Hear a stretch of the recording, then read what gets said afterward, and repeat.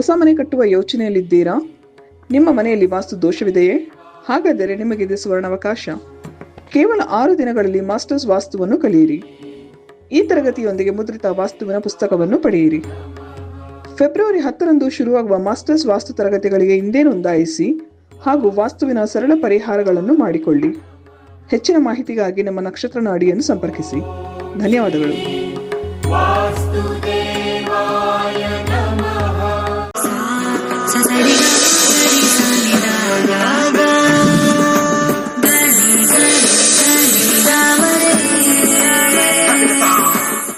ಓಂ ಶ್ರೀ ಗುರುಭ್ಯೋ ನಮಃ. ಹರಿ ಓಂ. ಓಂ ಕ್ರಾಂ ಕ್ರೀಂ ಕ್ರೌಂ ಸಹ ಭೌಮಾಯ ನಮಃ. ಓಂ ನಮೋ ಭಗವತೆ ವಾಸುದೇವಾಯ. ಓಂ ನಮೋ ನಾರಾಯಣಾಯ. ನಮಸ್ಕಾರ. ವೆಲ್ಕಮ್ ಟು ನಕ್ಷತ್ರ ನಾಡಿ.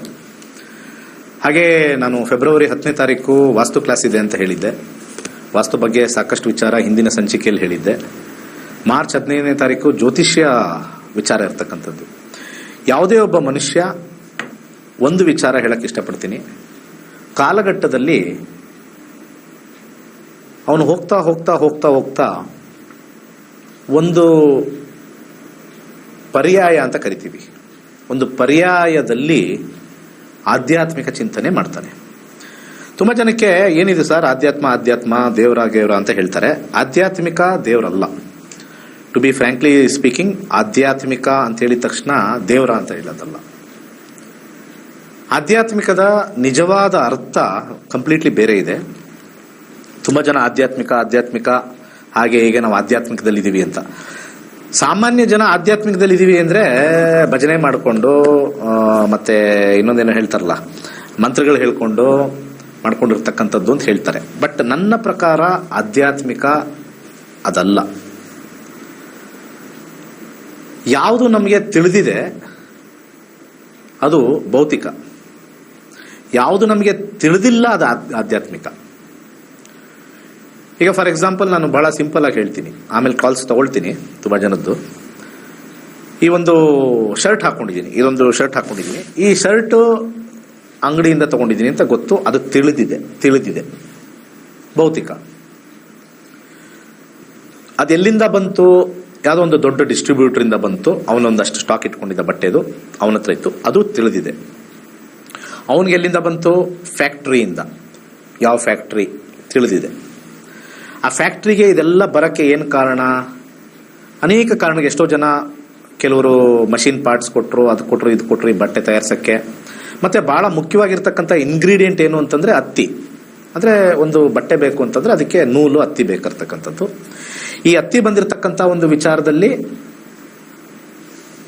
ಈ ಒಂದು ಕೃಷಿಯಲ್ಲಿರ್ತಕ್ಕಂಥವ್ರು ಹತ್ತಿ ಬೆಳೀತಾರೆ, ಅಲ್ಲಿಂದ ಬಂತು. ಓಕೆ. ಸೊ ಈ ಹತ್ತಿ ಬಂದಿರತಕ್ಕಂಥದ್ದು ಹತ್ತಿಯ ಬೀಜದಿಂದ. ಅದು ಗೊತ್ತಿದೆ ಸರ್, ಹತ್ತಿ ಬೀಜದಿಂದ ಹತ್ತಿನೇ ಬರುತ್ತೆ, ಇನ್ನೇನು ಆ್ಯಪಲ್ ಬರುತ್ತಾ? ಬರೋಲ್ಲ. Yes, wonderful. ಹತ್ತಿ ಬೀಜ ಎಲ್ಲಿಂದ ಬಂತು ಅನ್ನೋದೇ ಯಕ್ಷ ಪ್ರಶ್ನೆ. ಈ ಹತ್ತಿ ಬೀಜ ಎಲ್ಲಿಂದ ಬಂತು? ಯಾರು ಫಸ್ಟ್ ತಂದಿಲ್ಲಿಟ್ರು? ಇದು ಹೇಗೆ ಇದು ಸೃಷ್ಟಿಯಲ್ಲಿ ಇದು ಬಂತು? ಇದನ್ನ ಆಧ್ಯಾತ್ಮಿಕ ಅಂತ ಕರೀತಾರೆ. One which is not found, yet to be founded, ಅದೇ ಆಧ್ಯಾತ್ಮಿಕ. ಸೊ ನಮ್ಮ ಋಷಿಮುನಿಗಳು ಎಲ್ಲಾ ಕಂಡಿಡಿದ್ಬಿಟ್ರು. ನಮ್ಮ ಸನಾತನ ಧರ್ಮ ಯಾಕೆ ಗ್ರೇಟ್ ಅಂತ ಹೇಳ್ತೀವಿ? ಎಷ್ಟು ಬೇಕೋ ಒಂದು ಲಿಮಿಟ್ ಅಂತ ಹೇಳ್ತಾರಲ್ಲ, ಒಂದು ಸೀಲಿಂಗಿಗೆ ಒಂದು ಲಿಮಿಟ್ ಅಂತಾರಲ್ಲ, ಆ ಲಿಮಿಟ್ ಅವರು ಕಂಡಿಡಿದ್ಬಿಟ್ರು. ಅದ್ರ ಮೇಲೆ ಇನ್ನೇನು ಕಂಡಿಡಿಯಕ್ಕಾಗಿಲ್ಲ. ಇವತ್ತೇನು ನಾವು ಟೆಕ್ನಾಲಜಿ ಮಾತಾಡ್ತಾ ಇದೀವಿ, ಮೊಬೈಲು, ನಮ್ಮ ಹಳೆಯ ಕೆತ್ತನೆಗೆ ಹೋಯ್ತು ಅಂದ್ರೆ ಅಲ್ಲೂ ಫೋನ್ ಇಟ್ಕೊಂಡಿರ್ತಾರೆ, ಅಲ್ಲೂ ಇದೆ. ಅದು ಒಂದು ಯುಗ ಬದಲಾವಣೆ ಆದಾಗ ಕೆಲವೆಲ್ಲ ನಶಿಸೋಯ್ತು, ಮತ್ತೆ ಉಟ್ಕೊಂಡಿದೆ ಅಷ್ಟೇ. ಹಳೇ ಶಿಲಾಶಾಸನಕ್ಕೆ ಹೋದ್ರೆ ಅಲ್ಲಿ ಒಂದು ಯಾರೋ ಒಬ್ರು ಹಿಂಗೆ ಟೆಲಿಸ್ಕೋಪ್ ಹಾಕೊಂಡು ನೋಡ್ತಾ ಇರೋದು ಕಲ್ಲಲ್ಲಿದೆ. ನಾವು ಹೇಳ್ತೀವಿ ಆಗಿನ ಕಾಲದವರು ಟೆಕ್ನಾಲಜಿ ಇತ್ತು ಅಂತ ಹೇಳ್ತೀವಿ, ಇತ್ತು. ಅದೆಲ್ಲ ಒಂದ್ ಕಡೆ ಡಿಸ್ಟ್ರಕ್ಷನ್ ಆಗಿ, ಯುಗಗಳು ಅಂತ ಹೇಳ್ತೀವಿ, ಡಿಸ್ಟ್ರಕ್ಷನ್ ಆಗಿ ಮತ್ತೆ ಕನ್ಸ್ಟ್ರಕ್ಷನ್ ಆಗಿದೆ. ಸೊ ಇವೆಲ್ಲವೂ ಕೂಡ ನಮ್ಮ ಋಷಿಮುನಿಗಳು ಎಲ್ಲಾ ಏರಿಯಾದಲ್ಲೂ ಕೂಡ ಟೆಕ್ನಿಕಲಿ ಎಲ್ಲ ಮುಗಿದಿದೆ. ಇಲ್ಲಾಂದ್ರೆ ಮಹಾಭಾರತದಲ್ಲಿ ಶ್ರೀಕೃಷ್ಣ ಪರಮಾತ್ಮ ಒಂದು ಸುದರ್ಶನ ಚಕ್ರ ಇಟ್ಕೊಂಡು ಹಿಂಗ್ ಬಿಡ್ತಾ ಇದ್ದಾರೆ ಅಂದ್ರೆ, ಅದು ಹೋಗಿ ಅಲ್ಲಿ ಕಟ್ಟಾಗಿ ಇಲ್ಲಿ ಬರುತ್ತೆ ಅಂದ್ರೆ, ಅದೊಂಥರ ನ್ಯೂಕ್ಲಿಯರ್ ವೆಪನ್ ಇದ್ದಂಗೆ ಅಲ್ವಾ? ಹಾರುವ ತಟ್ಟೆಗಳ ಬಗ್ಗೆ ಕೇಳಿದೀವಿ. ಸೊ ಇವೆಲ್ಲವೂ ಕೂಡ ಹಿಂದೆ ನಡೆದಿದೆ. ಮತ್ತೆ ಹೊಸದಾಗಿ ನಾವು ಬೇರೆ ಬೇರೆ old wine in a new bottle ಅನ್ನಂಗೆ ನಮಗೆ ಹೊಸ ಹೊಸ ಥರ ಕಾಣಿಸ್ತಾ ಇದೆ. ತಂತ್ರಜ್ಞಾನನೂ ಹಿಂದೆನೂ ಇತ್ತು, ಇವಾಗಲೂ ಇದೆ. ನಾವು ಹಿಂದೆ ನೋಡ್ತಾ ಇರೋದು ಬರೀ 1000 ವರ್ಷ ಅಥವಾ 2000 ವರ್ಷ, ಬಟ್ 5000 ವರ್ಷ ಹಿಂದೆ ನೋಡಿಲ್ಲ. ದ್ವಾಪರ ಯುಗದಲ್ಲಿ ಏನೇನಿತ್ತು ಅಂತ ನೋಡಿಲ್ಲ, ಆ ಟೈಮಲ್ಲಿ ಏನಿತ್ತು ಅಂತ. ಅಂದರೆ ಅದೆಲ್ಲ ಒಂಥರ ಒಂದು ಎವಲ್ಯೂಷನ್ ಅಂತ ಏನು ಕರಿತೀವಿ, ಒಂದು ಎರ ಅಂತ ಏನು ಕರಿತೀವಿ. ಒಂದು ಸಿಂಪಲ್ ಆಗಿ ಹೇಳ್ಬೇಕು ಅಂದರೆ ಎಲ್ಲರಿಗೂ ಗೊತ್ತಿರ್ತಕ್ಕಂಥದ್ದು ಹರಪ್ಪ ಮತ್ತು ಮೊಹೆಂಜೊದಾರೋ ಅಂತ ಕೇಳಿದ್ದೀವಿ. ಅದರ ಕುರುಹುಗಳು ಹೇಗೆ ಆ ಒಂದು ನಾಡು ಮತ್ತು ದೇಶ ಹೇಗಿತ್ತು, ಹಾಗೆ ನಳಂದ ಯೂನಿವರ್ಸಿಟಿ ಬಗ್ಗೆ ಕೇಳಿದ್ದೀರಾ, ಅದೆಲ್ಲ ಭಸ್ಮ ಆಯಿತು. ಹಾಗೆ ಕೆಲವು ಅತ್ಯದ್ಭುತವಾಗಿರ್ತಕ್ಕಂಥ ತಂತ್ರಜ್ಞಾನ ಎಲ್ಲನೂ ತಗೊಂಡ್ಬಂದು ಒಂದು ನೆಟ್ಟಿರ್ತಾರೆ. ಯಾವುದೋ ಒಂದು ಕಾರಣದಿಂದ ಅದು ನಶಿಸಿ ಹೋಗುತ್ತೆ, ಮತ್ತೆ ಬರುತ್ತೆ. ಆದರೆ ಕೆಲವೊಂದು ವಿಚಾರ ಇನ್ಫಾರ್ಮೇಷನ್ ಇದ್ರೂ ಕೂಡ ಎಷ್ಟೇ ಬಗ್ಗಿದ್ರೂ ಕೂಡ ಅಗದ್ರೂ ಕೂಡ ಅದಿನ್ನೂ ಒಂದು ಲಿಮಿಟ್ ಮೀರಿ ಹೋಗ್ತಾ ಇಲ್ಲ. ಒಂದು ಎಕ್ಸಾಂಪಲ್, ಹತ್ತಿ ಬೀಜ ತಂದಿಟ್ಟವ್ರು ಯಾರು, ಅದು ಎಲ್ಲಿಂದ ಬಂತು, ಅದ್ರ ಮೂಲ ಎಲ್ಲಿ, ಇದೇ ನಮಗೆ ಒಂದು ಯಕ್ಷ ಪ್ರಶ್ನೆ. ನೀವೇ ಯೋಚನೆ ಮಾಡಿ, ಹತ್ತಿ ಬೀಜ ಯಾರು ಇನ್ವೆಂಟ್ ಮಾಡಿದ್ರು, ಎಲ್ಲಿಂದ ಬಂತದು, ಆ ಬೀಜ ಅಂತಕ್ಕಂಥದ್ದು ಎಲ್ಲಿಂದ ಆಯಿತು, ಯಾವ ರೀತಿ ಅದು ಬಂತು, ಯಾರು ತಯಾರಿಸಿದ್ರು, ಅಲ್ಲಿ ನಮಗೆ ಯಾರೋ ಒಬ್ರು ಇದ್ದಾರೆ ಅನ್ನೋದೊಂದು ನಿರ್ಣಯ ಆಗುತ್ತೆ. ಈ ಶರ್ಟ್ ಮಾರಿದವನು ಇದ್ದಾನೆ, ಈ ಶರ್ಟ್ನ ಡಿಸ್ಟ್ರಿಬ್ಯೂಟರ್ ಸಪ್ಲೈ ಮಾಡಿದವನು ಇದ್ದಾನೆ, ಆ ಡಿಸ್ಟ್ರಿಬ್ಯೂಟರ್ಗೆ ಫ್ಯಾಕ್ಟ್ರಿಯಿಂದ ಬಂತು, ಫ್ಯಾಕ್ಟ್ರಿಯವನಿದ್ದಾನೆ, ಆ ಫ್ಯಾಕ್ಟ್ರಿ ಅವನಿಗೆ ಎಷ್ಟೊಂದು ಪಾರ್ಟ್ಸ್ ಎಲ್ಲ ಕೊಟ್ಟು ಮ್ಯಾನುಫ್ಯಾಕ್ಚರಿಂಗ್ ಮಾಡೋಕ್ಕೆಲ್ಲ ಸಹಾಯ ಮಾಡಿದ್ರು, ಅವರೆಲ್ಲ ಇದ್ದಾರೆ. ಅಲ್ಲಿ ಹತ್ತಿ ಬಂತು, ಆ ಮಾರಿರ್ತಕ್ಕಂಥವ್ನಿದ್ದಾನೆ, ಬೆಳೆಗಾರ ಇದ್ದಾನೆ, ಆ ಬೆಳೆಗಾರನ ಕೈಯಲ್ಲಿ ಬೀಜ ಬಂತು, ಎಲ್ಲೋ ಅಲ್ಲಿ ಇಲ್ಲಿಂದ ಗೌರ್ಮೆಂಟಿಂದನೋ ಅಲ್ಲಿಂದ ಬೀಜ. ಅದು ನೋಡಿ, ಹತ್ತಿ ಬೀಜದಲ್ಲೂ 2 ಇದೆ, ಗಂಡು ಬೀಜ ಇದೆ, ಹೆಣ್ಣು ಬೀಜ ಇದೆ. ನಾನು ಅದನ್ನೆಲ್ಲ ಸ್ಟಡಿ ಮಾಡಿದ್ದೀನಿ, ತುಂಬ ಜನ ಗೊತ್ತಿಲ್ಲ ಇದು. ಹೆಣ್ಣು ಬೀಜ ಹಾಕಿದ್ರೆ ಮಾತ್ರನೇ ಹತ್ತಿ ಬರೋದು, ಗಂಡು ಬೀಜ ಹಾಕಿದ್ರೆ ಬರೋದಿಲ್ಲ. ಇದು ಇದೆ ವಿಚಾರ. ಗಂಡು ಬೀಜ ಹಾಕಿದ್ರೆ ಅದು ಉತ್ಪತ್ತಿ ಮಾಡುತ್ತೆ, ಬರೀ ಬೀಜಗಳನ್ನ ಉತ್ಪತ್ತಿ ಮಾಡ್ತಕ್ಕಂಥ ಮರಗಳು, ಬರೀ ಹತ್ತಿನ ಉತ್ಪತ್ತಿ ಮಾಡ್ತಕ್ಕಂಥದ್ದು. ಇದೆಲ್ಲ ಡೀಟೇಲ್ ಆಗಿ ಹೋದಾಗ ಗೊತ್ತಾಗುತ್ತೆ. ಆಯ್ತು, ಗಂಡು ಬೀಜ ಇದೆ, ಹೆಣ್ಣು ಬೀಜ ಇದೆ, ಅದನ್ನ ಪೇರಿಂಗ್ ಮಾಡ್ತಾರೆ, ಫ್ಯಾಕ್ಟ್ರೀಸ್ ಇದಾವೆ. ಬೀಜಗಳನ್ನ ತಯಾರಿಸಬೇಕಾದ್ರೆ ಅದನ್ನ ಫ್ಯಾಕ್ಟ್ರೀಸ್ ಇದಾವೆ, ಗಂಡು ಹೆಣ್ಣು ಅಂತ ನೋಡಿ ಅವ್ರಿಗೆ ಗೊತ್ತಿರುತ್ತೆ, ಅವ್ರು ಅದೆಲ್ಲ ಮಾಡಿರ್ತಾರೆ. ಬಟ್ ಇದು ಎಲ್ಲಿಂದ ಬಂತು ಈ ಬೀಜ ಅನ್ನೋದೇ ಒಂದು ದೊಡ್ಡ ಕ್ವಶನ್ ಮಾರ್ಕ್.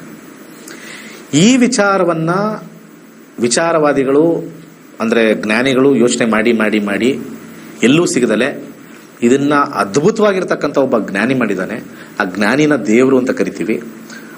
ಅಸ್ಪೃಶ್ಯ, ಎಲ್ಲೂ ಕಾಣಿಸ್ತಾ ಇಲ್ಲ, ಅವನು ನಿರಾಕಾರ ಅಥವಾ ಆಕಾರ ಇರಬಹುದೇನೋ. ಎಲ್ಲ ರೀತಿಯೂ ನಾವು ಹೇಳಿರ್ತಕ್ಕಂಥ ಹಿಂದೂ ಧರ್ಮದಲ್ಲಿ ಆಧ್ಯಾತ್ಮಿಕಕ್ಕೆ ಹೋದಾಗ ನಮಗೆ ಅಲ್ಲೆಲ್ಲೋ ಒಂದು ಕಡೆ ದರ್ಶನ ಆಗುತ್ತೆ, ನಾನು ಇದೇನಪ್ಪ, ಇವೆಲ್ಲ ಮಾಡಿರೋದು ನಾನೇ. ಆದರೆ ಅಷ್ಟು ಈಸಿಯಾಗಿ ನಾನು ಸಿಗಲ್ಲ.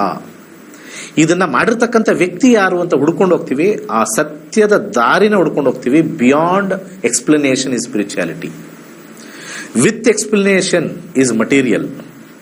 ಬಿಯಾಂಡ್ ಎಕ್ಸ್ಪ್ಲನೇಷನ್, ವಿತೌಟ್ ಎಕ್ಸ್ಪ್ಲೇನ್ ಮಾಡೋಕ್ಕಾಗಲ್ಲ, ಅದು ಅಷ್ಟೇ ಮುಗೀತದು, ಇಲ್ಲಿಗೆ ಎಂಡ್ ಆಯ್ತು. ಇದ್ರ ಮೇಲೆ ನಾನು ಹೇಳಕ್ಕಾಗಲ್ಲ. ಭೂಮಿ ಹೆಂಗ್ ಸುತ್ತಾ ಇದೆ, ಗುರುತ್ವಾಕರ್ಷಣ ಬಲ, ಅದು ಇದು ಎಲ್ಲ ಹೇಳ್ತಾ ಇದೀವಿ. ಒಳಗಡೆ ಏನ್ ಎನರ್ಜಿ ಇದೆ, ಪೆಟ್ರೋಲ್ ಇದೆಯಾ, ಡೀಸೆಲ್ ಇಕ್ಕಿದಾರೆ, ಯಾರೋ ಪಂಪ್ ಹೊಡೆದಿದಾರ, ಹೆಂಗ್ ಸುತ್ತಾ ಇದೆ, ಆಕ್ಚುಲ್ ಕರೆಕ್ಟಾಗಿ ಸುತ್ತುತ್ತೆ. 24 ಅವರ್ಸ್ಗೆ ಕರೆಕ್ಟಾಗಿ ಬರುತ್ತೆ, ಕರೆಕ್ಟ್ ಟೈಮ್ ಲೈನ್ಸ್ ಅಲ್ಲಿ ಬರುತ್ತೆ. ಯಾರಲ್ಲಿ ಒಳಗಡೆ ಟೈಮರ್ ಇಟ್ಟವರು, ಇದು ಯಾವ ತರ ಮ್ಯಾನುಫ್ಯಾಕ್ಚರ್ ಮಾಡಿದ್ದಾರೆ, ಇದು ಸೈನ್ಸ್ ಹೇಳುತ್ತೆ. ಇದನ್ನ ಮಾಡಿಟ್ಟವ್ರು ಯಾರು ಅದನ್ನ ಹೇಳಲ್ಲ. ಸೈನ್ಸು ಹೇಗೆ ಹೋಗ್ತಾ ಇದೆ ಅಂತ ಹೇಳುತ್ತೆ, ಇದನ್ನ ಹೇಗೆ ಮಾಡಿದ್ರು ಯಾರು ಮಾಡಿದ್ರು ಅಂತ ಹೇಳಲ್ಲ. ಹೇಗೆ ಮಾಡಿದ್ರು ಯಾರು ಮಾಡಿದ್ರು ಅನ್ನೋದೇ ಸ್ಪಿರಿಚುಯಾಲಿಟಿ. ಆ ಸ್ಪಿರಿಚುವಲ್ ಹೋದ್ರೆ ಏನೋ ಸಿಗುತ್ತಾ, ಯಾರು ಮಾಡಿದ್ದು. ಎಷ್ಟೋ ಜನ ಅನಾಥರು ನಮ್ಮ ನೆರೆಹೊರೆ ಅಲ್ಲೆಲ್ಲ ಸಿಗ್ತಾರೆ.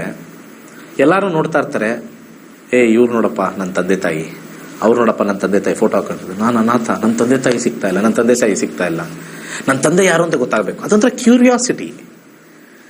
ಯಾವಾಗ ಅವನಿಗೆ ತಂದೆ ತಾಯಿ ಇವ್ರಿಗೆ ಇದಾರೆ ಅಂತ ಗೊತ್ತು, ಯಾಕಂದ್ರೆ ನಾನು ಹುಟ್ಟಿದ್ದೀನಿ ಅಂದ್ರೆ ತಂದೆ ತಾಯಿ ಇದಾರೆ ಅಂತ ಗೊತ್ತು. ಇದೇ ಸ್ಪಿರಿಚುಯಾಲಿಟಿ ಅಂದ್ರೆ ಬೀಜ ಇದೆ ಅಂತಂದ್ರೆ ಇದನ್ನ ಮಾಡಿರೋ ಯಾರೋ ಒಬ್ಬ ಇದ್ದಾನೆ ಅಂತ ಗೊತ್ತು. ಅವ್ನು ಸಿಗ್ತಾ ಇಲ್ಲ, ಅವನು ಅನಾಥರಾಗಿದ್ದೀವಿ. ಅವನ್ನ ಸಿಗಕ್ಕೆ ಹುಡುಕೋದೇ ಸ್ಪಿರಿಚುಯಾಲಿಟಿ. ಅವನು ಬೇಕು ಅಂತ ಹುಡುಕೋದೇ ಸ್ಪಿರಿಚುಯಾಲಿಟಿ ಅಂತ ಹೇಳಿ ಎಲ್ಲರೂ ಈ ಒಂದು ರಿಲಿಜನ್ ಅಂತ ಏನ್ ಮಾಡಿದ್ದಾರೆ, ಈ ಅನೇಕ ಧರ್ಮಗಳು ಅಥವಾ ಅನೇಕ ಪಂಥಗಳು ಅಂತ ಏನ್ ಮಾಡಿದ್ದಾರೆ, ಇವರೆಲ್ಲ ಯಾರು ಇವೆಲ್ಲ ಮಾಡಿದ್ದು ಅಂತ ಹುಡ್ಕೊಂಡು ಹೋಗೋದಷ್ಟೇ. ಈ ಹುಡ್ಕೊಂಡು ಯಾಕೆ ಹೋಗ್ಬೇಕು ಅಂತಂದ್ರೆ ಇಲ್ಲಿರ್ತಕ್ಕಂಥ ಆಸಕ್ತಿ ಮತ್ತೆ ಆಸೆಗಳನ್ನ ಕಮ್ಮಿ ಮಾಡ್ಕೊಳ್ಳೋಕೆ ಯಾರು ಇವೆಲ್ಲ ಮಾಡಿದ್ದು, ಅದು ಆಶ್ಚರ್ಯ ಪಡೋಣ. ಈಗ ನಾವು ಎಷ್ಟೊಂದು ಎಲ್ಲ ಹೋಗ್ತೀವಿ ನೋಡಕ್ಕೆ, ಬೆಂಗಳೂರಲ್ಲಿ ಎಷ್ಟೊಂದು ಕಡೆಗಳಿದ್ದಾವೆ, ಅಲ್ಲಿ ಹೋಗಿ ನೋಡಿ ಅದ್ಭುತವಾಗಿರ್ತಕ್ಕಂಥ ಜಾಗಗಳೆಲ್ಲ ನೋಡ್ತೀವಿ. ಎಷ್ಟು ಚೆನ್ನಾಗಿ ಮಾಡಿದಾರೆ, ಯಾರೇ ಮಾಡಿದ್ದು, ಓಕೆ ಇದರದ್ದು ಅಂತ. ಯಾವುದೋ ಕಂಟ್ರಿಗೆ ಹೋಗ್ತೀವಿ, ಆ ಕಂಟ್ರಿಲಿ ಯಾರೋ ಮಾಡಿರ್ತಾರೆ, ಅದನ್ನ ನೋಡ್ತೀವಿ. ದುಬೈಗೆ ಹೋಗ್ತೀವಿ, ಸಿಂಗಾಪುರ್ಗೆ ಹೋಗ್ತೀವಿ, ಮಲೇಷ್ಯಾಗೆ ಹೋಗ್ತೀವಿ, ಆಸ್ಟ್ರೇಲಿಯಾಗೆ ಹೋಗ್ತೀವಿ, ಅಲ್ಲಿ ಏನೇನೋ ಇದೆ ಅಂತ ನೋಡೋಕ್ಕೆ. ಬಟ್ ಅದೆಲ್ಲ ಮ್ಯಾನ್ ಮೇಡ್ ನಾವು ನೋಡ್ಬಿಟ್ಟು ಖುಷಿ ಪಡ್ತೀವಿ. ಬಟ್ ಅದನ್ನ ಬಿಯಾಂಡ್ ಮಾಡಿರ್ತಕ್ಕಂಥ ಋಷಿ ಮುನಿಗಳು ಮ್ಯಾನ್ ಮೇಡ್ ಎಲ್ಲ ಬೇಡ, it is always man made, is man is present, God made ಇಂದ ಹೋಗೋಣ ಅಂತ ಬಂದಿರತಕ್ಕಂಥದ್ದೇ spirituality. So man made is always there, God made ಇಂದ ಹೋಗೋಣ, ದಟ್ ಈಸ್ ಸ್ಪಿರಿಚುಯಾಲಿಟಿ. ಕಾಲ್ಸ್ ತಗೊಂಡೋಗೋಣ. ನಮಸ್ಕಾರ. ನಮಸ್ಕಾರ, ಕೇಳಿಸ್ತಾ ಇಲ್ಲ, ಮಾತಾಡಿ. ನಮಸ್ತೆ ಗುರುಜಿ. ಹಾ ಹೇಳಿ, ಯಾರ ಬಗ್ಗೆ ಕೇಳಬೇಕು? ಗುರುಜಿ, ನಂದು ವೈಫ್ ಸ್ವಲ್ಪ ಜಗಳ ಮಾಡ್ಕೊಂಡು ಹೋಗಿದ್ರು ಗುರುಜಿ. ಏನಾಗಿದೆ? ನನ್ನ ವೈಫ್ ಸ್ವಲ್ಪ ಜಗಳ ಮಾಡ್ಕೊಂಡು ಹೋಗಿದ್ದಾರೆ. ಓಕೆ. ಅವ್ರು ತಿರ್ಗಾ ಬರ್ತಿಲ್ಲ ಗುರುಜಿ. ಎಷ್ಟಕ್ಕೆ ಹೋಗುದ್ರು, ಏನು? ಎಷ್ಟು ವರ್ಷ ಆಯ್ತು ಮದುವೆ ಆಗಿ ನೀವು? ಗುರುಜಿ 3 years ಆಯ್ತು ಗುರುಜಿ. 3 years? ಹಾ ಗುರುಜಿ.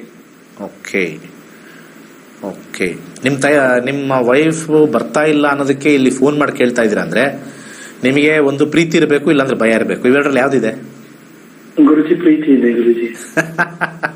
ಜಗತ್ನಲ್ಲಿ ಎರಡೇ ಪ್ರಾಬ್ಲಮ್, ಒಂದು ಪ್ರೀತಿ ಇರುತ್ತೆ, ಒಂದು ಭಯ ಇರುತ್ತೆ. ಓಕೆ, ಪ್ರೀತಿ ಇದೆ. ಓಕೆ, ಸೊ ಓಕೆ, ಪ್ರೀತಿನ ನಾವು ಅಳಿಯಕ್ಕಾಗಲ್ಲ, ಯಾಕಂದ್ರೆ ಅವ್ರಿಗೆ ತಿಳಿಬೇಕು ನಿಮ್ಮ ಪ್ರೀತಿ. ಪ್ರಶ್ನಾಶಾಸ್ತ್ರದಲ್ಲಿ ಕಂಡುಹಿಡಿಯೋಣ ಏನು ಫ್ಯಾಕ್ಟರ್ ಆಗಿದೆ. ಇದೇ ಡಿವೈನ್ ಸಬ್ಜೆಕ್ಟ್ ಅಂತ ಹೇಳ್ತೀವಿ. 1 to 240 ಒಂದು ನಂಬರ್ ಹೇಳಿ, ಡಿಸ್ಪ್ಲೇ ಮಾಡಲ್ಲ, ಹಾಗೆ ಹೇಳ್ತೀನಿ. Guruji 111 Guruji. 111. Okay, 111. Married life, marriage, 7th cusp, planetary intelligence ಹೋಗ್ತೀವಿ ನಾವು. This is all planetary intelligence. ನಾನು ತುಂಬಾ ಜನ ಕೇಳ್ತೀನಿ, ತುಂಬಾ ವ್ಯೂವರ್ಸ್ ಹೇಳ್ತೀನಿ, ನಮ್ಮ ನಕ್ಷತ್ರ ನಾಡಿ ಇಸ್ ಕಂಪ್ಲೀಟ್ಲಿ ಸೈನ್ಸ್ ಬೇಸ್ಡ್. ಸುಮ್ಮನೆ ಕಾಟಾಚಾರಕ್ಕೆ ಆ ದೋಷ ಈ ದೋಷ ಅವೆಲ್ಲ ಇಲ್ಲ, ಅದೆಲ್ಲ ಹಾಳಾಗಿ ನಮ್ಮ ಸ್ಪಿರಿಚುಯಾಲಿಟಿ ಹಾಳಾಗ್ತಾ ಇರೋದು. 7th ಕಸ್ಪು ಯಾವ ಗ್ರಹ ಬಂದಿದೆ ನೋಡೋಣ. ಕೇತು ಬಂದಿದೆ. Ketu is A spiritual planet. ಮತ್ತೆ 5ನೇದು ಬಂದಿದೆ, 4th ಹೌಸ್ ಬಂದಿದೆ, 12, 5, 4 ಬಂದಿದೆ. ಇಲ್ಲಿ ಸಮಸ್ಯೆ ಏನಾಗಿದೆ ಅಂತಂದ್ರೆ ಅವರಿಗೆ ನಿಮ್ಮ ಮೇಲೆ ಆಸಕ್ತಿ ಇಲ್ಲ. ಅರ್ಥ ಆಯ್ತಾ ಸರ್?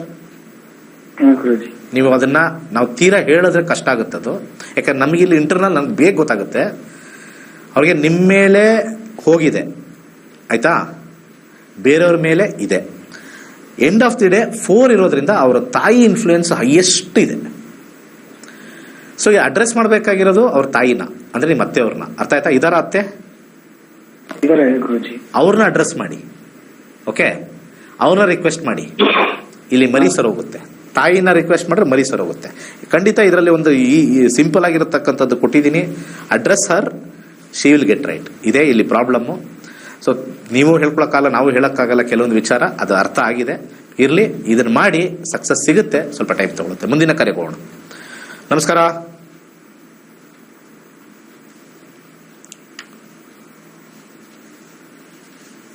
ನಮಸ್ಕಾರ, ಮಾತಾಡಿ. ಹಾ ಹೇಳಿ. ನಮಸ್ತೆ ಗುರುಜಿ. ನಮಸ್ತೆ. ನಮಸ್ಕಾರ. ಹಲೋ, ಕೇಳಿಸ್ತಾ ಇದೆ, ಹೇಳಿ.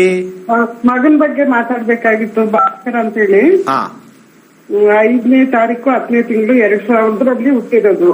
ಗುರುವಾರ ಅಂದ್ರೆ ಮಗ ಅಂದ್ರೆ ಅಕ್ಕನ ಮಗ, ನಾನೇ ಬೆಳೆಸ್ಕೊಂಡಿರೋದು ಗುರುಜಿ. ಕರೆಕ್ಟ್ ಡೇಟ್ ಆಫ್ ಬರ್ತ್ ಹೇಳಿ, ಆಮೇಲೆ ಮಾತಾಡಿ. ಸ್ಟೋರಿ ಆಮೇಲೆ ಹೇಳಿ. ಡೇಟ್ ಆಫ್ ಬರ್ತ್ 5ನೇ ತಾರೀಕು 10ನೇ ತಿಂಗಳು 2000. ಸಮಯ ಹೇಳಿ. ಸಮಯ ಗೊತ್ತಿಲ್ಲ ಗುರುಜಿ. ನೈಟ್ ಅಲ್ಲಿ 8ರಿಂದ 10 ಪ್ರಶ್ನಾಶಾಸ್ತ್ರಕ್ಕೆ ಹೋಗ್ಬೇಕು, ಆಗಲ್ಲ, ತಪ್ಪು ಬರುತ್ತೆ. ಕರೆಕ್ಟ್ ಡೇಟ್ ಆಫ್ ಹೇಳಿ ಮಾಡ್ರೆ ಕರೆಕ್ಟ್ ಆಗಿ ಬರುತ್ತೆ. ಡೇಟ್ ಆಫ್ ಇದೆ 5ನೇ ತಾರೀಕು 10ನೇ ತಿಂಗಳು 2000. ಮೇಡಮ್, ನಿಮಗೆ ಕನ್ನಡ ಅರ್ಥ ಆಗುತ್ತಲ್ಲ? ಅರ್ಥ ಆಗುತ್ತೆ. ಹಾ, ಈಗ ನಿಮಗೆ ಜ್ವರ ಎಷ್ಟು ಟೆಂಪರೇಚರ್ ಇದೆ ಅಂದ್ರೆ ಏನ್ ಮಾಡ್ಬೇಕು? ನಿಮ್ ಬಾಯಲ್ಲಿ ಏನ್ ಇಡ್ಬೇಕು? ನಿಮ್ಗೆ ಇಷ್ಟು ಟೆಂಪರೇಚರ್ ಇದೆ, ಜ್ವರ ಇದೆ ಅಂತ ತಿಳ್ಕೊಳಕ್ ಏನ್ ಇಡ್ಬೇಕಮ್ಮ? ಹಾ, ಸೊ ಟೈಮ್ ಇಲ್ಲ ಅಂದ್ರೆ ಪ್ರಶ್ನಾಶಾಸ್ತ್ರಕ್ಕೆ ಹೋಗೋಣ. 1 to 240 ನಂಬರ್ ಹೇಳಿ. ನೀವೇ ಎಲ್ಲ ಡಿಸೈಡ್ ಮಾಡ್ಬಿಡಿ, ಗುರುಗಳಿಗೆ ಬಿಟ್ಬಿಡಿ, ನಾವ್ ಹೇಳ್ತೀವಿ ಯಾವ್ದು ಒಳ್ಳೇದು ಅಂತ. 1 to 240 ನಂಬರ್ ಹೇಳಿ, ಇಲ್ಲಾಂದ್ರೆ ನೆಕ್ಸ್ಟ್ ಕಾಲ್ ತಗೊಳ್ಳ. ನನ್ನ ಸಮಯ ವೇಸ್ಟ್ ಮಾಡ್ರೆ ನೆಕ್ಸ್ಟ್ ಕಾಲ್ಗೆ ಹೋಗ್ತೀನಿ. 5 ಆ ಪ್ರಶ್ನೆ ಏನು ಅಂತ ಕೇಳಿ, ಇದೇ ಉತ್ತರ ಕೊಡುತ್ತೆ, ತಾತ್ಕಾಲಿಕ ಉತ್ತರ ಕೊಡುತ್ತೆ. ಹೇಳಿ, ಯಾವ ವಿಚಾರ? ಎಜುಕೇಶನ್ ಅಂದ್ರೆ ಕೆಲಸ, ಎಜುಕೇಶನ್ ಆಗಿದೆ, MBA ಆಗಿದೆ, ಯಾವ ಕೆಲಸನೂ ಆಗ್ತಾ ಇಲ್ಲ, ಎಲ್ಲೋದು ಆಗ್ತಾನೆ ಇಲ್ಲ, ವಾಪಸ್ ಬರ್ತಾನೆ ಇದ್ದಾನೆ ಗುರುಜಿ. ಯಾವಾಗ ಮುಗಿಸಿರೋದು? ಈಗ ಹೋದ್ ವರ್ಷ. ಇವ್ರಿಗೆ ಸ್ವಲ್ಪ ಟೀಚಿಂಗ್ ಲೈನ್ ಅಥವಾ ಟೀಮ್ ಲೀಡರ್, ಅರ್ಥವಾಯ್ತಾ? ಟೀಚಿಂಗ್ ಲೈನ್ ಅಥವಾ ಟೀಮ್ ಲೀಡರ್. MBA ಮಾಡಿದ್ರೆ ಯಾವ್ದಾದ್ರು ಕಾಲೇಜಲ್ಲಿ ಟೀಚಿಂಗ್ ಲೈನ್ ಸಜೆಸ್ಟ್ ಮಾಡ್ತೀನಿ. ಇಲ್ವಾ sales and marketing, second option. ಯಾವ್ದು ಹೇಳಿ? Sales and marketing. ಇವೆರಡು ಫೀಲ್ಡ್ ಒಳ್ಳೇದಾಗುತ್ತೆ. ಯಾವ ಫೀಲ್ಡ್ ಅಲ್ಲಿ ಟ್ರೈ ಮಾಡ್ತಾ ಇದಾರೆ?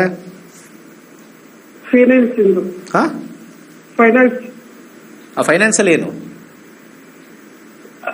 ಅವ್ರು ಇದಾರ ಇಲ್ವಾ? ಅವ್ರ ಪಕ್ಕದಲ್ಲಿ ಏನು ಗುಟ್ಟೆ ಹೇಳ್ತಾ ಇದಾರೆ? ಮಾತಾಡಪ್ಪ ರಾಜಾ. ಅಯ್ಯ, ಅವ್ನು ಯಾವ MBA ಮಾಡಿದೀನಿ ಅಂತ ಹೇಳ್ತೀವಿ, ಏನಯ್ಯ ನೀನು?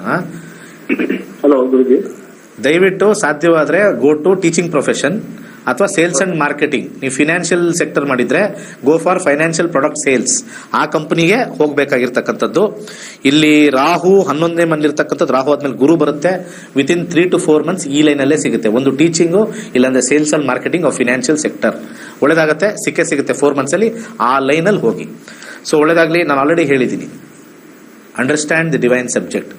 ನೀವು ಸ್ಪಿರಿಚುಯಾಲಿಟಿ ಅರ್ಥ ಮಾಡ್ಕೋಬೇಕು. ಸ್ಪಿರಿಚುಯಾಲಿಟಿ ಇದೆ ಅಂತಂದ್ರೆ ಜ್ಯೋತಿಷ್ಯ ಕಲೀರಿ, ನಿಮ್ಗೆ ಅರ್ಥ ಆಗುತ್ತೆ ದೇರ್ ಇಸ್ ಸ್ಪಿರಿಚುವಲ್ ಅಂತ. ಒಳ್ಳೇದಾಗ್ಲಿ. ಫೆಬ್ರವರಿ 10 ವಾಸ್ತು ಇದೆ.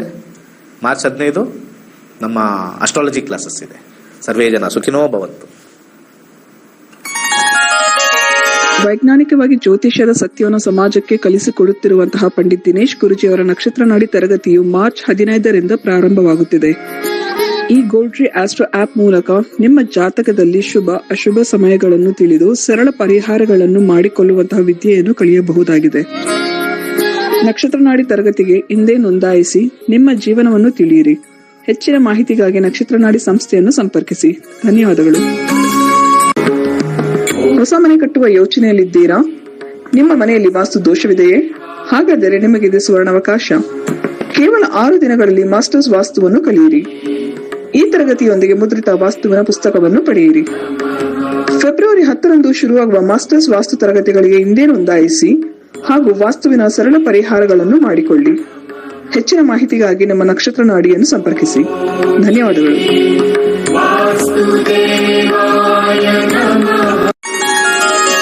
ಕೈಲಾಶ್ ಯಂತ್ರವು ಅತ್ಯಂತ ಪ್ರಾಚೀನವಾದ ಶಕ್ತಿಶಾಲಿಯಾದ ಯಂತ್ರವಾಗಿದೆ. ಸರಿಸುಮಾರು 800ರಿಂದ 1000 ವರ್ಷಗಳ ಹಿಂದೆ ಹಲವಾರು ಸಂಯೋಗಗಳಿಂದ ರಚಿಸಲ್ಪಟ್ಟಿರುವ ಯಂತ್ರವೇ ಈ ಕೈಲಾಶ್ ಯಂತ್ರ. ಇಂಟರ್ನೆಟ್ ಅಲ್ಲಿ ಗೂಗಲ್ ಅಲ್ಲಿ ಹುಡುಕದ ಕೈಲಾಶ್ ಯಂತ್ರದ ಹಿನ್ನೆಲೆ ಹುಡುಕೋದ್ರೆ ನಿಮಗೆ ಖಂಡಿತ ಸಿಗುತ್ತೆ.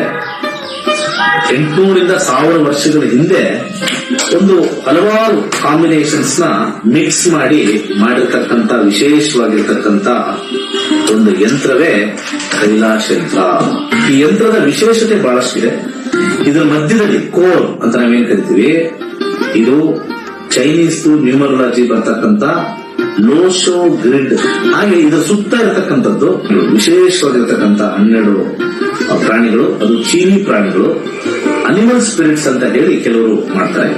ಅದರ ಸುತ್ತ ಔಟರ್ ಲೇಯರ್ ಇರತಕ್ಕಂಥ ವಿಶೇಷವಾಗಿರ್ತಕ್ಕಂಥ ಮಂತ್ರ. ಅದಾದ್ಮೇಲೆ 4ರಲ್ಲಿ ದಿಗ್ಬಂಧ ಆಗಿರ್ತಕ್ಕಂಥದ್ದು. ಒಂದು ಓಮಿಂದ ದಿಗ್ಬಂಧ ಆಗಿದೆ, ಇನ್ನೊಂದು ಸ್ವಸ್ತಿಕಿಂದ ದಿಗ್ಬಂಧನ ಆಗಿದೆ, ಒಂದು ಶಿವನ ಒಂದು ಅಂಶ ಆಗಿರ್ತಕ್ಕಂಥ ಫೋಟೋಯಿಂದ ದಿಗ್ಬಂಧನ ಆಗಿದೆ, ಕೊನೆಯಲ್ಲಿ ಒಂದು ತ್ರಿಶಕ್ತಿ ಇರ್ತಕ್ಕಂಥ ತ್ರಿಶೂಲದಿಂದ ದಿಗ್ಬಂಧನ ಆಗಿರ್ತಕ್ಕಂಥದ್ದು. ಈ ಒಂದು ಯಂತ್ರ ನೆಮ್ಮದಿ, ಹಣಕಾಸು ವಿಚಾರ ಮತ್ತೆ ಆರೋಗ್ಯಕ್ಕೆ ಶಕ್ತಿಶಾಲಿಯಾಗಿರ್ತಕ್ಕಂಥ ಒಂದು ಯಂತ್ರ. ಸೊ ಅನೇಕ ಕಡೆಯಲ್ಲಿ ನಿಮಗೆ ಇದ್ರದ್ದು ಕಬ್ಣ ಮಿಕ್ಸ್ ಕಮ್ಮಿ ರೇಟ್ ಅಲ್ಲೂ ಸಿಗುತ್ತೆ. ಹಾಗೆ ಬರೀ ಕಾಪರ್ ಸಿಗುತ್ತೆ, ಬರೀ ಬ್ರಾಸ್ ಸಿಗುತ್ತೆ. ನಮ್ಮಲ್ಲಿ ವಿಶೇಷವಾಗಿರ್ತಕ್ಕಂಥ ಬ್ರಾಸ್ ಅಲ್ಲಿ ಮಾಡಿರ್ತಕ್ಕಂಥ ವಿಶೇಷವಾಗಿರ್ತಕ್ಕಂಥ ಕೈಲಾಶ್ ಯಂತ್ರ ಪ್ರಾಣ ಪ್ರತಿಷ್ಠೆ ಮಾಡಿ ನಿಮಗೆ ತಲುಪಿಸ್ತಕ್ಕಂಥದ್ದು. ಮತ್ತೆ ಅದರದ್ದು ಗೇಜು ಬಹಳ ಇಂಪಾರ್ಟೆಂಟ್ ಆಗಿರುತ್ತೆ. ಯಾಕಂದ್ರೆ ನಮ್ಮ ಕೈಲಾಶ್ ಯಂತ್ರ ನಮ್ಮಲ್ಲಿ ಸಿಗ್ತಕ್ಕಂಥದ್ದು ಗೇಜು ದಪ್ಪ ಇರುತ್ತೆ. ದಪ್ಪ ಇದ್ದಷ್ಟು ಕೂಡ ಯಂತ್ರ ಬಲಿಷ್ಠವಾಗಿರುತ್ತೆ, ಯಂತ್ರದ ಒಂದು ಕಾರ್ಯ ಬಲಿಷ್ಠವಾಗಿರುತ್ತೆ. ಬೇರೆ ಕಡೆ ಎಲ್ಲ ತೆಳು ಇರುತ್ತೆ. ಅದು ಸೇಲ್ಸ್ ಕಾನ್ಸೆಪ್ಟ್ ಅಲ್ಲಿ ಮಾಡಿದ್ರು ಕೂಡ, ನಾವಾಗ್ಲಿ ಅವರಾಗ್ಲಿ ಮಾಡಿದ್ರು ಕೂಡ ನಾವು ಒಂದು ಪ್ರಮಾಣದಲ್ಲಿ ಮಾಡ್ತಕ್ಕಂಥ ಒಂದು ವಿಚಾರ. ಸೊ ಅದನ್ನ ದೇವರ ಮನೆಯಲ್ಲಿ ಅಥವಾ ದೇವರ ಜಗಲಿಲಿ ಯಾವುದೇ ದಿಕ್ಕಲ್ಲಿ ಇಟ್ಟು ಕೆಂಪು ಹೂವಿನಲ್ಲಿ ಪೂಜೆ ಮಾಡತಕ್ಕಂಥದ್ದು. ಆ ಕೆಂಪು ಹೂವಿನಿಂದ ಕೆಳಗಡೆ ಕೊಟ್ಟಿರ್ತಕ್ಕಂಥ ಮಂತ್ರ ಓಂ ಕ್ಲೀಂ ಹರ್ ವೀರಾಯ ಭೂಶಂಕರ ಲಕ್ಷ್ಮೀ ಕುರುಕುರು ಸ್ವಾಹ ಎನ್ನುವ ವಿಶೇಷವಾಗಿರ್ತಕ್ಕಂಥ ಮಂತ್ರನ ಸೋಮವಾರ 108 ಸತಿ ಪಠನೆ ಮಾಡಬಹುದು. ಆಸಕ್ತಿ ಇರೋರು, ಸಮಯ ಇರೋರು ಪ್ರತಿನಿತ್ಯ ಆ ಯಂತ್ರದ ಮುಂದೆ ಪಠನೆ ಮಾಡಿದ್ರೆ ನಾವ್ ಹೇಳಬೇಕಾಗಿಲ್ಲ, ನಿಮ್ಮ ಎಕ್ಸ್ಪೀರಿಯನ್ಸ್ ನೀವೇ ಹಾಕ್ತೀರಾ. ಈ ಯಂತ್ರವನ್ನು ವಿಶೇಷವಾಗಿ ಹಿತ್ತಾಳೆಯಿಂದ ರಚಿಸಿ ಪ್ರಾಣ ಪ್ರತಿಷ್ಠೆ ನಂತರ ತಲುಪಿಸಲಾಗುತ್ತದೆ. ಕೈಲಾಶ ಯಂತ್ರಕ್ಕಾಗಿ ನಮ್ಮ ನಕ್ಷತ್ರ ನಾಡಿಯನ್ನು ಸಂಪರ್ಕಿಸಿ. ಧನ್ಯವಾದಗಳು. ದೇವತಾ ವಾಹನಗಳಲ್ಲಿ ಗೂಬೆಯು ಶ್ರೀ ಮಹಾಲಕ್ಷ್ಮಿಯ ವಾಹನವಾಗಿದೆ. ಗೂಬೆಯು ಕತ್ತಲನ್ನು ಭೇದಿಸುವ ಶಕ್ತಿಯನ್ನು ಹೊಂದಿರುವುದರಿಂದ ಎಲ್ಲಾ ರೀತಿಯ ಆರ್ಥಿಕ ಸಮೃದ್ಧಿಯನ್ನು ಸೂಚಿಸುತ್ತದೆ.